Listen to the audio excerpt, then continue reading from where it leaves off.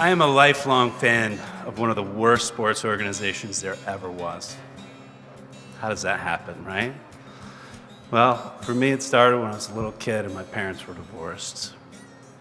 Didn't really know the circumstances because I was too young, but I know they weren't good. My brother, he was 4 years older, so he saw more and he remembered more. Left him with some trust issues and just a reserved young guy. Me, on the other hand, was more of a troublemaker. I didn't mean to be. I just sort of had a knack for bumping into chaos and destruction. Most of the time, it was really more about just having an adventurous spirit and looking for some innocent fun. Turns out, most people have a different definition of what innocent fun might look like. So be it. But this trouble happened often enough where my family has its own sort of version of folklore. It's called a Todd story. To give you an idea of what it looks like for a kid to walk the line between chaos and destruction and innocent fun, I'll share a couple of quick tales with you. Before the divorce, we lived in California. I wasn't 2 years old yet. Man, I loved my brother so much that I wanted to follow him to school every single day. One day I did just that. When my mom wasn't looking, I snuck out that door. And it didn't matter that he was long gone on the bus and out of reach. It didn't matter that I had a fever of 103 degrees and been diagnosed with scarlet fever. I'm told that's a bad thing. It also didn't matter that I was completely naked. I was going to school. You try and stop me. So as a naked 2-year-old, I made it almost a full block up the road before my neighbor spotted me and brought me home. It's like, Sally, I found your kid again. Here you go. It's typical, right? Years later, now I'm in a Catholic school. Nuns, stations of the cross, the whole 9 yards. Fairly strict place. Back then, I would save my allowance religiously. You're thinking, wow, what a responsible kid. That's not where this is headed. I needed that money so I'd have a backup plan for when I didn't like what those nuns were going to serve for lunch. So I'd line up, single file line, and march off to the cafeteria, good Catholic boy that I was. But when I get near the bathroom, I'd hop out of line, run into the bathroom, jump out the window, and run up the street to McDonald's and get the lunch that I really wanted. It's a logical, clean, and easy plan for me. Well, when the nuns overheard my friends talking about it, they didn't view this as innocent fun, I guess. I didn't see what the big deal was. I was only one story up when I jumped. But Reverend Balsito, if you're listening to this story somehow, you were right. I did it multiple times. So sorry you could never prove it. But for the pinnacle of these stories, though, you got to back up. My mom divorces my father, moves her 2 boys across the country. I was fortunate to have some parents that took her in and helped her land on her feet.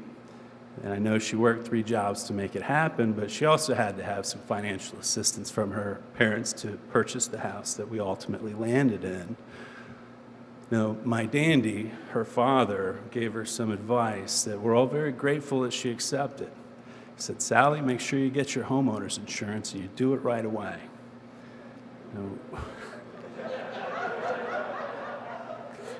We're really grateful that she took the advice because the very day that that policy went into effect, I drove through the house in a Thunderbird. So back then it was okay for you to take your kid's car seat and you put it in the front of the car. I might be part of the reason why they changed that rule. Now, my mom learned a lesson that day. She left the car running. Couldn't have been for long, but it was long enough for me to roll out of that seat into the driver's seat and play some race car. All was good until I fell off the seat, head hits the gear shift, and I land on the gas pedal. Now, I believe it was a 74 T-Bird. If anybody's aware, it's about the size of a giant boat. So when we go, it wasn't really an issue to tear right through that first wall, gaping hole, into the laundry room, through the washer and dryer. We went through that wall too. Now I'm in the bedroom, bunk beds flying. Bunk beds act as a brake, so we stop there. My brother, smart kid that he is, reaches up from the back seat, takes the keys out, my car goes back in park. It's a good thing I probably would have hit the gas again. So there I was, 2 years old, sitting in a Thunderbird in the middle of my bedroom, clearly in the land of chaos and destruction. But I didn't mean to drive to the house. I was just trying to play race car, right? So now I've painted you a quick picture. You can understand why my mother might be reluctant to meet somebody new. Who in their right mind is going to embrace all of this and also be good enough for her? Sure enough, though, she meets a guy, and he's a really nice guy, and we all like him.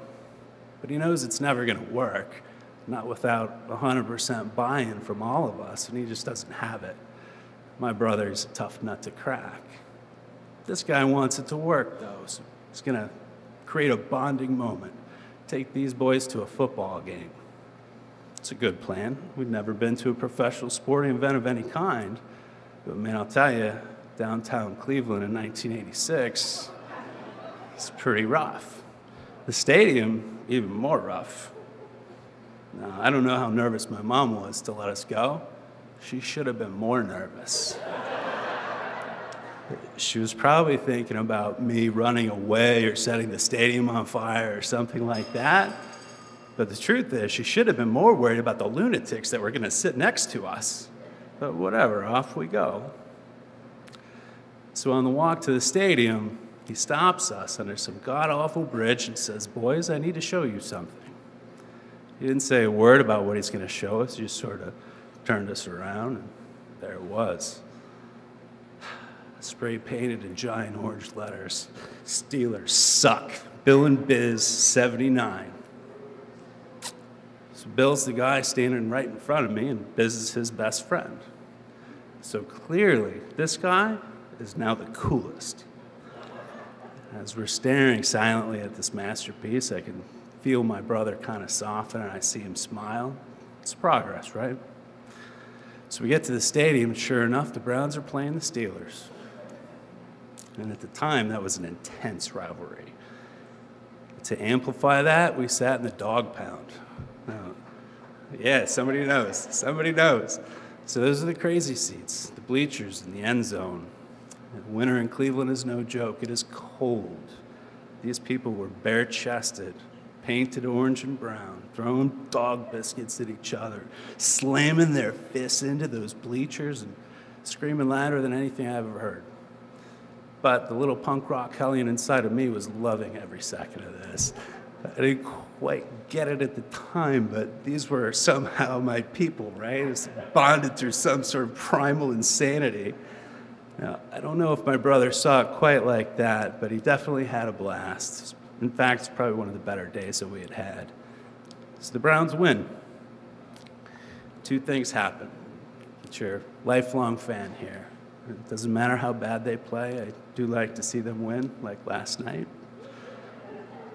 But it doesn't really matter. They make the worst decisions. They chronically do poorly. They trade away all of their draft picks. Again, it doesn't matter. Go Browns. Secondly, Bill gets his 100% buy-in. He marries my mom. It's a happily ever after scenario. They're still married in the Cleveland area today. Thankfully in a nicer part of town, but life is good. Some of you might be thinking that I haven't quite answered the question yet here, though. Does that one game really equate to lifelong fandom? Well, yeah, it does.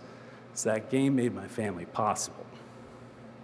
So as far as I'm concerned, that's probably one of the better trades that Cleveland has made.